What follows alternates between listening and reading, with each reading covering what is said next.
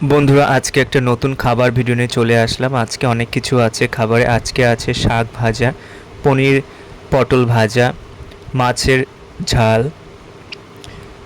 ডিমের তরকারি, কলা দিয়ে রুই মাছের তরকারি, মাছের মাথা। চলো খাবারগুলো খাওয়া যাক একের পর এক। প্রথমে শাক ভাজা দিয়ে খেলাম।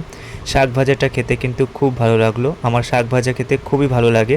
শাক ভাজাটা খাওয়ার পর আমি পটল পনির ভাজা খেলাম। খেতে কিন্তু খুবই ভালো লেগেছিল। প্রথমবার খেলাম পটল পনির ভাজা, খুব ভালো লাগলো। পটল পনির ভাজা খাওয়ার পর ডিমের তরকারি খেতে ডিমের তরকারি খেলাম।